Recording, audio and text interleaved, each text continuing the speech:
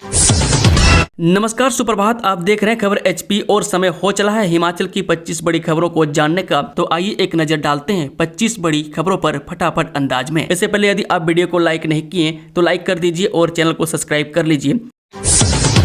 हिमाचल में LPG cylinder हुआ महंगा, अब इतने रुपये में मिलेगा, जाने प्रमुख शहरों में दाम। जी हां, ईरान इजराइल के बीच जारी युद्ध के बीच एलपीजी सिलेंडर महंगा हो गया। नई दरों के साथ अब हिमाचल में 14 केजी 200 ग्राम वाले घरेलू सिलेंडर की कीमत 1000 रुपये पहुंच गई है। नई दरें शनिवार से लागू हो गई है। इसी तरह व्यावसायिक सिलेंडर के दाम भी बढ़े। प्रदेश के अलग अलग शहरों में डिलीवरी चार्ज जोड़ने के बाद दाम अलग अलग रहेंगे। हालांकि पेट्रोल डीजल के दाम में किसी तरह का बदलाव नहीं हुआ, आपूर्ति भी सुचारू रूप से चल रही है। शिमला में घरेलू एलपीजी सिलेंडर अब 60 रुपए की बढ़ोतरी के साथ 1015 रुपये का मिलेगा, जबकि व्यावसायिक सिलेंडर 114 रुपए की बढ़ोतरी के साथ अब 2075 का मिलेगा। वहीं बिलासपुर में व्यावसायिक सिलेंडर के दाम 114 रुपये 50 पैसे बढ़े, अब यहां सिलेंडर 1999 रुपये 50 पैसे मिलेगा। घरेलू सिलेंडर में 60 रुपये की बढ़ोतरी के साथ अब दाम 948 रुपये 50 पैसे होगा। इसमें लेबर चार्ज अलग से रहेंगे। मंडी शहर में पेट्रोल 94 रुपये 58 पैसे और डीजल 86 रुपये 65 पैसे प्रति लीटर मिलेगा। पंचायत चुनाव में ऐसे लगेगा रोस्टर, अंशकालिक जलवाहक होंगे नियमित, जाने 10 बड़े फैसले। जी हां, हिमाचल प्रदेश मंत्रिमंडल की बैठक शनिवार को मुख्यमंत्री सुखविंदर सिंह सुक्खू की अध्यक्षता में हुई। बैठक में कई बड़े फैसले लिए गए। मंत्रिमंडल ने हिमाचल प्रदेश पंचायती राज निर्वाचन नियम 1994 के नियम 28, 87, 88 और 89 में प्रस्तावित संशोधनों पर आम जनता से आपत्तियां और सुझाव आमंत्रित करने का निर्णय लिया।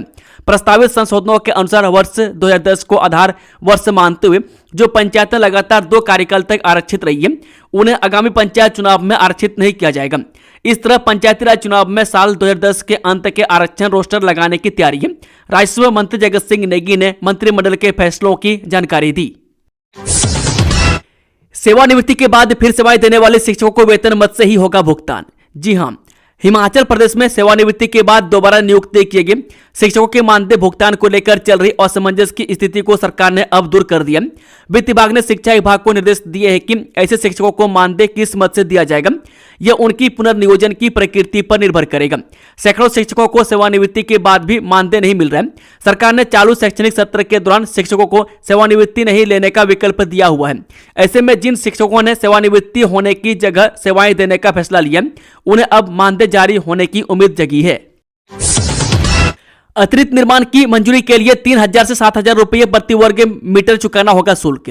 जी हां, नगर एवं ग्राम योजना विभाग ने हिमाचल प्रदेश में शहरी विकास और रियल एस्टेट क्षेत्र को लेकर नए नियम लागू कर दिए। विभाग की ओर से 27 फरवरी 2026 को जारी 2 अधिसूचनाएं शुक्रवार को राजपत्र में प्रकाशित कर दी गई। इन अधिसूचना के माध्यम से प्रीमियम FAR यानी कि फ्लोर एरिया रेशियो और ऊर्जा संरक्षण भवन संहिता को अनिवार्य कर दिया गया। इन संशोधनों का उद्देश्य शहरी क्षेत्रों में नियोजित विकास को बढ़ावा देना और पर्यावरण अनुकूल निर्माण को प्रोत्साहित करना है। हिमाचल में अब 75 छात्र संख्या वाले 10 सरकारी कॉलेज ही होंगे मर्ज, सरकार ने लिया युक्तिकरण का फैसला। जी हां, हिमाचल प्रदेश सरकार ने 75 से कम विद्यार्थियों की संख्या वाले 10 कॉलेजों को नजदीकी कॉलेजों में मर्ज करने का निर्णय लिया। जिला शिमला के 3, मंडी कांगड़ा के 2, चंबा, सोलन और लाहौल स्पीति जिले के 1 कॉलेज को समायोजित किया जाएगा। पहले सरकार ने 100 से कम छात्र संख्या वाले कॉलेजों को मर्ज करने का फैसला लिया था, लेकिन विरोध के चलते अब 75 छात्र संख्या वाले कॉलेजों को ही मर्ज किया जा रहा है। मर्ज होने वाले कॉलेजों में शिमला जिले के टिक्कर में छात्र संख्या 6, कुपी में 53 और नलखड़ी में 66 है। मंडी जिले के संधोल में 38 और कोटली में 70 विद्यार्थी हैं। बोर्ड परीक्षाओं में एग्जाम मित्र ऐप से होगी सेंटरों की निगरानी। जी हां, हिमाचल प्रदेश में अब बोर्ड परीक्षाओं के दौरान हर केंद्र पर होने वाली गतिविधियों की सीधी निगरानी बोर्ड मुख्यालय से की जाएगी। इसके लिए एग्जाम मित्र ऐप का इस्तेमाल अब सभी सुपरिटेंडेंट और डिप्टी सुपरिटेंडेंट के लिए अनिवार्य कर दिया गया। इस ऐप के जरिए परीक्षा केंद्रों से जुड़ी हर छोटी बड़ी जानकारी रियल टाइम यानी कि तुरंत अपडेट करनी होगी। इस डिजिटल व्यवस्था का सबसे बड़ा फायदा यह होगा कि परीक्षा के दौरान होने वाली किसी भी संदिग्ध गतिविधि या लापरवाही को तुरंत पकड़ा जा सकेगा, जिससे पूरी प्रक्रिया में पारदर्शिता आएगी। इस नई व्यवस्था को प्रभावी ढंग से लागू करने के लिए निगरानी का एक सख्त ढांचा तैयार किया गया। रिपोर्टिंग में किसी भी तरह की देरी या कोताही न हो, इसकी जिम्मेदारी सेंटर कोऑर्डिनेटरों यानी कि केंद्र समन्वयकों को सौंपी गई है। पंचायत चुनाव में कैसा होगा रोस्टर, कैबिनेट में हो गया खुलासा, जाने पूरी जानकारी। जी हां, मुख्यमंत्री सुखविंदर सुक्खू की अध्यक्षता में आज प्रदेश मंत्रिमंडल की बैठक हुई। बैठक में मंत्रिमंडल ने हिमाचल प्रदेश पंचायती राज नियम 1994 के नियम 28, 87, 88 और 89 में प्रस्तावित संशोधनों पर आम जनता से आपत्तियां और सुझाव आमंत्रित करने का निर्णय लिया। प्रस्तावित संशोधनों के अनुसार वर्ष 2010 को आधार वर्ष मानते हुए जो पंचायतें लगातार 2 कार्यकाल तक आरक्षित रही है, उन्हें आगामी पंचायत चुनावों में आरक्षित नहीं किया जाएगा। बैठक में सामाजिक सुरक्षा पेंशन नियम 2010 में संशोधन को भी स्वीकृति दी गई, जिसके तहत निराश्रित शब्द को अधिक स्पष्ट रूप से परिभाषित किया गया तथा लाभ प्राप्त करने के लिए प्रमाणन प्रक्रिया को सरल बनाया गया। संशोधित प्रावधानों के अनुसार वे महिलाएं जिन्हें उनके पति ने छोड़ दिया, जो उनके साथ नहीं रह रही है और जिनकी आय का कोई स्वतंत्र स्रोत नहीं है, उन्हें निराश्रित महिला माना जाएगा। हिमाचल के चंबा एसओएस परीक्षा केंद्र रद्द, गड़बड़ियों पर शिक्षा बोर्ड की सख्त कार्रवाई। हिमाचल प्रदेश स्कूल शिक्षा बोर्ड ने चंबा में एक राज्य मुक्त विद्यालय यानी कि एसओएस परीक्षा केंद्र को रद्द कर दिया। यह कार्रवाई निरीक्षण के दौरान पाई गई गंभीर अनियमितताओं जैसे परीक्षा कक्ष में अतिरिक्त व्यक्तियों की उपस्थिति और बंद सीसीटीवी कैमरों के कारण हुई है। हिमाचल प्रदेश सरकार ने 79 लोक मित्र केंद्रों के लिए जारी की एसओपी। तय शुल्क से ज्यादा वसूले तो ब्लॉक होगी आईडी। जी हां, हिमाचल सरकार ने लोक मित्र और आधार केंद्रों के लिए नई एसओपी जारी की है। अब तय शुल्क से अधिक वसूली पर लोक के मित्र केंद्र संचालकों की आईडी ब्लॉक कर दी जाएगी। बार बार उल्लंघन पर अस्थायी रद्द भी हो सकती है। आधार ऑपरेटरों को केवल सरकारी परिसरों से ही काम करना होगा। सीएम सुक्खू महिला दिवस पर 4 संगठनों को देंगे 1-1 लाख। हर जिले से एक आंगनबाड़ी वर्कर को 5,190 करोड़ के प्रोजेक्ट सौंपेंगे। मुख्यमंत्री सुखविंदर सुक्खू नाहन में अंतर्राष्ट्रीय महिला दिवस पर राज्य स्तरीय कार्यक्रम में शामिल होंगे। वह महिला विकास प्रोत्साहन योजना के तहत 4 महिलाओं संगठनों को 1-1 लाख रुपए से सम्मानित करेंगे। प्रत्येक जिले से एक आंगनबाड़ी कार्यकर्ता और सहायिका को भी पुरस्कृत किया जाएगा। हिमाचल के बिलासपुर में बच्ची से दुष्कर्म, आरोपी के घर में हंगामा, मस्जिद में तोड़फोड़। जी हां, झडुंदा में बच्ची से दुष्कर्म के प्रयास के मामले ने तूल पकड़ लिया। आरोपित के घर पर प्रदर्शन और तोड़फोड़ हुई। वहीं भटोली कला में एक मस्जिद में भी तोड़फोड़ की गई। हमीरपुर में अग्निवीर भर्ती रैली की तैयारियां तेज, करीब 4,000 अभ्यर्थियों को भाग लेने की संभावना। जी हां, अग्निवीर योजना के तहत हमीरपुर में 9 से 17 मार्च तक सेना भर्ती रैली आयोजित की जा रही है। यह भर्ती रैली हमीरपुर, बिलासपुर और ऊना जिलों के अभ्यर्थियों के लिए आयोजित होगी, जिसमें बड़ी संख्या में युवाओं के भाग लेने की उम्मीद है। अभ्यर्थियों को निर्धारित तिथि के अनुसार भर्ती स्थल पर पहुंचने के निर्देश दिए गए हैं। एडीसी हमीरपुर अभिषेक गर्ग ने बताया, शनिवार को खेलो इंडिया सेंटर में प्रस्तावित अग्निवीर भर्ती रैली के लिए किए जा रहे प्रबंधों का निरीक्षण किया गया। इस भर्ती रैली में लगभग 4,000 अभ्यर्थियों के भाग लेने की उम्मीद है, जिन्होंने कॉमन एंट्रेंस टेस्ट पास किया है। प्रशासन की ओर से यह सुनिश्चित किया जा रहा है कि भर्ती रैली के दौरान अभ्यर्थियों को सभी मूलभूत सुविधाएं उपलब्ध हो। धर्मशाला घोषणा पत्र जारी, तिब्बती स्वतंत्रता के समर्थन की अपील। केंद्रीय तिब्बती प्रशासन धर्मशाला के परिसर में शनिवार को आयोजित विशेष अंतर्राष्ट्रीय तिब्बती समर्थन समूह की बैठक में प्रतिनिधियों ने धर्मशाला घोषणा पत्र जारी किया। बैठक में 32 देशों से आए 106 प्रतिनिधियों ने भाग लिया और तिब्बती लोगों की स्वतंत्रता, न्याय और उनकी सांस्कृतिक एवं राष्ट्रीय पहचान के संरक्षण के संघर्ष को लेकर अपनी एकजुटता व्यक्त की। प्रतिनिधियों ने इस वर्ष को करुणा वर्ष के रूप में मनाए जाने और 14वें दलाई लामा के 9वें जन्म वर्ष के अवसर पर उन्हें शुभकामनाएं देते हुए उनके दीर्घायु और अच्छे स्वास्थ्य की कामना की। हिमाचल मौसम ने बदली करवट, कई भागों में लगातार 3 दिन बारिश बर्फबारी के आसार। जी हां, पश्चिमी विक्षोभ की सक्रियता से हिमाचल प्रदेश में मौसम ने करवट बदली है। जनजातीय जिला लाहौल स्पीति में शनिवार दोपहर बाद हल्की बर्फबारी हुई। सुबह के समय आसमान साफ था। शनिवार को दोपहर बाद घने बादल आने से मौसम बदला तथा तापमान में भी भारी गिरावट दर्ज की गई। चंद्रभागा की ऊंची पहाड़ियों सहित घेपन पीक, सिगरी ग्लेशियर, कुंजुम पास और सीती नाला की Ladakhi peak, friendship peak, seven sisters peak पर भी बर्फ गिरने की सूचना है। में तापमान गिरने से लोगों ने गर्म कपड़े बाहर निकाल लिए। वह बीआरओ ने अटल टनल की नॉर्थ पोर्टल से कॉक्सर की ओर सड़क से बर्फ हटाने की कार्य आरंभ कर दिया। वहीं बीते 24 घंटों के दौरान न्यूनतम तापमान सामान्य से 2 से 8 डिग्री सेल्सियस ज्यादा रहा। वहीं अधिकतम तापमान सामान्य से 5 से 14 डिग्री सेल्सियस से अधिक रहा। चाइना साइबर ठगी सिंडिकेट का हिमाचल कनेक्शन, प्रदेश में सक्रिय नेटवर्क की जांच शुरू। जो गुरुग्राम में पकड़े गए अंतर्राष्ट्रीय साइबर ठगी गिरोह के मामले में हिमाचल प्रदेश का कनेक्शन सामने आया। पुलिस ने फरवरी में कार्यवाही करते हुए 3 आरोपियों को गिरफ्तार किया था, जिनमें 2 आरोपी हिमाचल प्रदेश के रहने वाले। प्रारंभिक जांच में सामने आया है कि आरोपी चीन से संचालित साइबर ठगी सिंडिकेट को भारत में कॉलिंग सपोर्ट उपलब्ध करा रहे थे। पुलिस के अनुसार आरोपियों से एक वर्चुअल सिम बॉक्स, 20 पोर्ट और एक लैपटॉप बरामद किया गया। इस सिम बॉक्स में करीब 20 रेडमी मोबाइल फोन जुड़े थे, जिनकी मदद से बड़ी संख्या में भारतीय नागरिकों को कॉल कर साइबर ठगी को अंजाम दिया जाता था। हाईकोर्ट ने कहा, प्रदेश में कहीं भी सेवा देने के लिए तैयार रहे स्टेट कैडर कर्मी। जी हां, हिमाचल प्रदेश हाईकोर्ट ने स्पष्ट किया है कि स्टेट कैडर के पदों को तैनात कर्मियों को पूरे प्रदेश में कहीं भी सेवाएं देने के लिए तैयार रहना चाहिए। कोर्ट ने कहा कि जनजातीय क्षेत्रों में तबादला कोई दंड नहीं है, वहां भी जनता रहती है और उन्हें भी सरकारी सेवाओं की जरूरत है। नाहन में होगा अंतर्राष्ट्रीय महिला दिवस पर राज्य स्तरीय समारोह, महिलाओं लाभार्थियों को मिलेगा सम्मान। जी, अंतर्राष्ट्रीय महिला दिवस के अवसर पर 8 मार्च को जिला सिरमौर के नाहन में राज्य स्तरीय कार्यक्रम आयोजित किया जाएगा। इस कार्यक्रम में मुख्यमंत्री सुखविंदर सिंह सुक्खू विभिन्न क्षेत्रों में उत्कृष्ट कार्य करने वाली 46 महिलाओं और लाभार्थियों को सम्मानित करेंगे। महिला एवं बाल विकास विभाग ने इस संबंध में सभी जिलों को निर्देश जारी किए।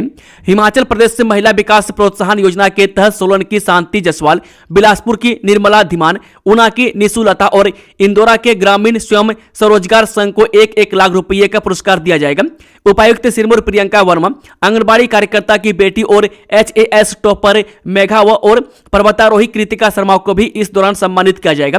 महिला एवं बाल विकास विभाग के निदेशक डॉक्टर पंकज ललित ने बताया कि कार्यक्रम में अलग अलग योजनाओं की लाभार्थी महिलाओं के साथ आंगनबाड़ी कार्यकर्ताओं और सहायिकाओं को भी सम्मानित किया जाएगा। कार्यक्रम में प्रदेश के विभिन्न जिलों से चयनित आंगनबाड़ी कार्यकर्ताओं और सहायिकाओं को भी उनके बेहतर कार्य के लिए सम्मानित किया जाएगा। इनमें आंगनबाड़ी कार्यकर्ताओं और सहायिकाओं को 5-5 हजार रुपए की प्रोत्साहन राशि दी जाएगी। महिला एवं बाल विकास विभाग के अनुसार अंतर्राष्ट्रीय महिला दिवस के राज्य स्तरीय कार्यक्रम के माध्यम से महिला सशक्तिकरण, समाज सेवा और विभिन्न क्षेत्रों में उत्कृष्ट योगदान देने वाली महिलाओं को सम्मानित कर प्रोत्साहित किया जाएगा। नेशनल हाईवे पर भयानक हादसा, IHRTC बस और बाइक की भीषण टक्कर में 2 युवकों की मौत। राष्ट्रीय राजमार्ग 503 पर देहरा के पास शनिवार को एक भयानक सड़क हादसा हो गया। निर्माणाधीन सेंट्रल यूनिवर्सिटी के नजदीक तेज रफ्तार बाइक और बस की टक्कर में 2 युवकों की मौत हो गई। जानकारी के अनुसार दोनों युवक के पल्सर NS 200 बाइक पर सवार होकर देहरा की ओर आ रहे थे। इसी दौरान सामने से आ रही हिमाचल पथ परिवहन निगम की बस से उनकी जोरदार टक्कर हो गई। टक्कर इतनी भीषण थी कि एक युवक की मौके पर ही मौत हो गई, जबकि दूसरा गंभीर रूप से घायल हो गया। घायल युवक को तुरंत सिविल अस्पताल देहरा पहुंचाया गया, जहां उपचार के दौरान उसकी भी मौत हो गई। बताया जा रहा है कि दोनों युवक देहरा क्षेत्र के कनोल गांव के निवासी थे और उनकी उम्र करीब 22 और 23 वर्ष बताई जा रही है। 10वीं पास युवाओं के लिए रोजगार का मौका, 100 पदों पर होगी भर्ती, जाने कब होगा इंटरव्यू। जब करसोग क्षेत्र के बेरोजगार युवाओं के लिए नौकरी पाने का एक बेहतरीन मौका सामने आया। उप रोजगार कार्यालय करसोग के प्रभारी रोहित गुप्ता ने जानकारी देते हुए बताया कि SIS India limited RTA Hamirpur द्वारा सिक्योरिटी गार्ड और सुपरवाइजर के 100 पदों को भरने के लिए साक्षात्कार का आयोजन किया जा रहा है। ये सभी पद नियमित आधार पर केवल पुरुष उम्मीदवारों के लिए है। जातिगत आरक्षण की आवश्यकता नहीं, सरकार की सहायता का आधार आर्थिक और गरीबी हो, शांता। जी हां, शांता कुमार ने कहा कि अब जातिगत आरक्षण के स्थान पर सरकार की सहायता का आधार आर्थिक और गरीबी होनी चाहिए। पूर्व मुख्यमंत्री एवं पूर्व केंद्रीय मंत्री शांता कुमार ने कहा कि स्वतंत्रता प्राप्ति के बाद पिछले लगभग 50 वर्षों में भारत की आर्थिक स्थिति बहुत बदल गई है। अब किसी जाति में सारे लोग न तो अमीर है न ही गरीब। आरक्षित जातियों में भी कुछ प्रभावशाली लोगों ने आरक्षण का अधिक बार लाभ उठाया, वे बाकियों से अमीर हो गए। मैं कुछ लोगों को आरक्षण का लाभ नहीं मिला, वे गरीब रहे। इस विषय पर सुप्रीम कोर्ट 3 बार कह चुका है कि आरक्षित जातियों में अमीरों को जो क्रीमी बन गई है उसे शीघ्र हटाया जाए। बिलासपुर के अनुराग चंदेल सेना में बने लेफ्टिनेंट, कारगिल युद्ध की विजेता रेजिमेंट में मिली तैनाती। जी हां, हिमाचल प्रदेश के युवाओं का सेना के प्रति जज्बा एक बार फिर धरातल पर दिखा है। जिला बिलासपुर के झरुंदा तहसील के भटेड़ फला गांव के अनुराग चंदेल ने भारतीय सेना में लेफ्टिनेंट बनकर प्रदेश और अपने माता पिता का नाम रोशन किया है। अनुराग ने कठिन प्रशिक्षण पूरा करने के बाद पासिंग आउट परेड में हिस्सा लिया और विधिवत रूप से सेना का हिस्सा बन गए।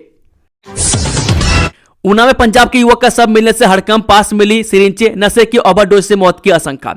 जी हां, हिमाचल प्रदेश के ऊना जिले में हरोली उपमंडल के तहत आते गांव भदसाली में शुक्रवार को एक युवक का शव संदिग्ध परिस्थितियों में मिलने से हड़कंप मच गया।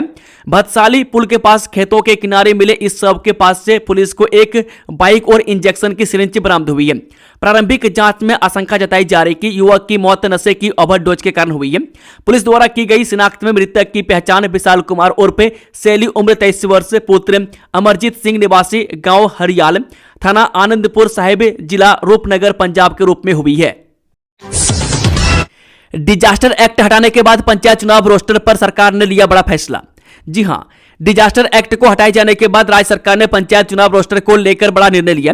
इसके तहत हिमाचल प्रदेश पंचायती राज नियम 1994 के नियम 28, 87, 88 और 89 में प्रस्तावित संशोधनों पर आम जनता से आपत्तियां और सुझाव आमंत्रित करने का निर्णय लिया है। प्रस्तावित संशोधन के अनुसार वर्ष 2010 को आधार वर्ष मानते हुए जो पंचायतें लगातार 2 कार्यकाल तक आरक्षित रही है, उन्हें आगामी पंचायत चुनावों में आरक्षित नहीं किया जाएगा। मुख्यमंत्री सुखविंदर सिंह सुक्खू की अध्यक्षता में प्रदेश सचिवालय में आयोजित मंत्रिमंडल बैठक में यह निर्णय लिया गया। यानी यदि किसी पंचायत में लगातार 2 बार आरक्षण रहा तो वह अब आरक्षित नहीं होगी। धर्मशाला में अंतर्राष्ट्रीय तिब्बत समर्थन समूह की विशेष बैठक शुरू। ये तिब्बत के समर्थन में कार्य कर रहे अंतर्राष्ट्रीय संगठनों के 100 से अधिक प्रतिनिधि शनिवार को धर्मशाला के सिक्यांग हॉल में आयोजित विशेष अंतर्राष्ट्रीय तिब्बत समर्थन समूह बैठक में शामिल हुए। 32 देशों से आए प्रतिनिधियों की यह 3 दिवसीय बैठक 7 से 9 मार्च तक आयोजित की जा रही है। इस सम्मेलन का आयोजन core group for Tibetan cause India द्वारा किया गया और इसका संचालन केंद्रीय तिब्बती प्रशासन द्वारा किया जा रहा है। बैठक दलाई लामा के 9वें जन्म वर्ष के उपलक्ष्य में मनाए जा रहे करुणा वर्ष कार्यक्रमों के तहत आयोजित की गई। बैठक के शुभ आरंभ में निर्वासित तिब्बतीय प्रधानमंत्री पेम्पा सेरिंग ने मुख्य भाषण दिया। इस दौरान core group for Tibetan cause India के राष्ट्रीय संयोजक रिन चैन खोंडो क्रीमे और सूचना एवं अंतर्राष्ट्रीय संबंध विभाग की मंत्री नॉर्जिन डोलमा ने भी संबोधित किया। नौकरानी ने सहेली के साथ मिलकर मालकिन से की मारपीट, नकदी और गहने लूटकर हुई फरार। जब बिलासपुर जिले के घुमारवी उपमंडल के तहत आने वाली ग्राम पंचायत कासारू में एक महिला से मारपीट और लूटपाट का मामला सामने आया है। यहां एक नौकरानी ने अपनी ही एक साथी महिला के साथ मिलकर अपनी ही मालकिन पर हमला कर दिया और घर में लूटपाट की घटना को अंजाम दिया। पीड़ित महिला के साथ मारपीट कर आरोपी नकदी और सोने के जेवर लेकर फरार हो गई। किन्नौर में भीषण अग्निकांड, 8 कमरों का मकान जलकर राख, लाखों रुपए का नुकसान। जनजातीय जिला किन्नौर के निचार उपमंडल में शुक्रवार शाम हुए एक भीषण अग्निकांड पेश आया जिसमें लाखों रुपए की संपत्ति जलकर खाक होगी।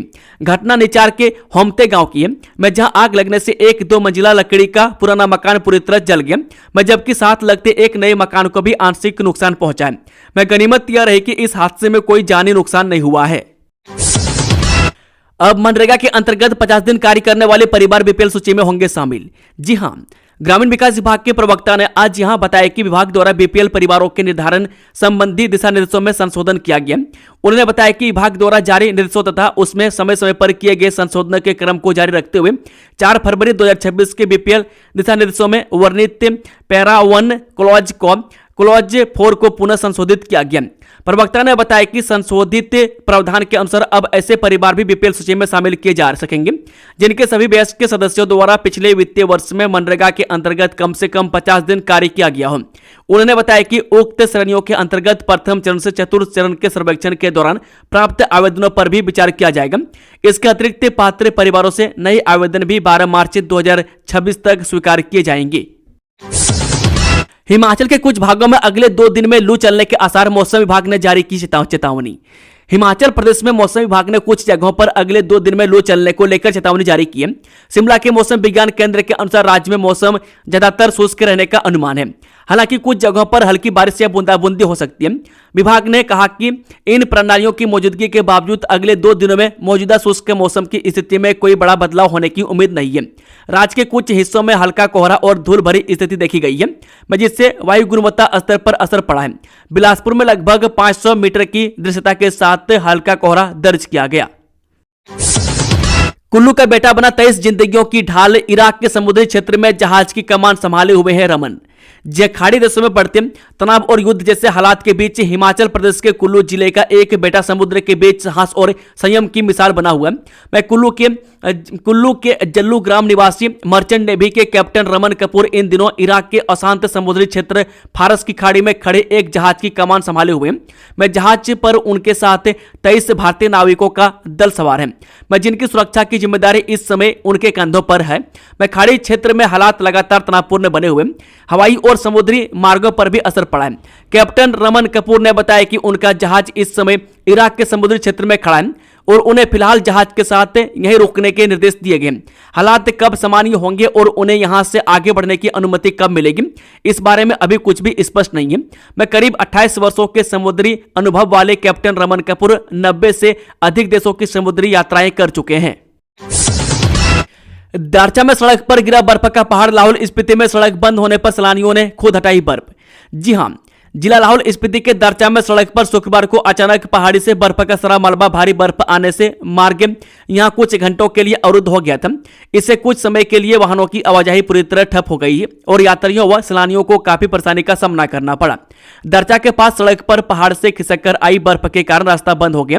इस दौरान वहां मौजूद सैलानियों ने खुद आगे आकर बोलचों से और हाथों की मदद से सड़क से बर्फ हटाने का प्रयास शुरू किया।